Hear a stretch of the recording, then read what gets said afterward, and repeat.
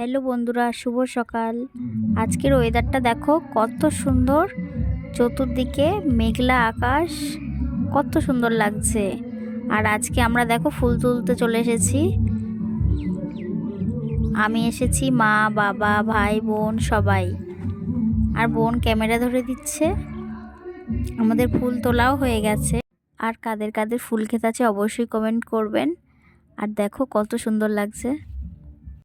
আর কার কার এই ফুল ক্ষেত ভালো লাগে, মানে ফুল বাগান দেখলে আমার তো খুবই ভালো লাগে। আর ফুল তুলতেও তার সঙ্গে ভালো লাগে, মানে এত সুন্দর পরিবেশটা না, নিজেদেরই ভালো লাগছে। আর আমি আর মা গল্প করছি,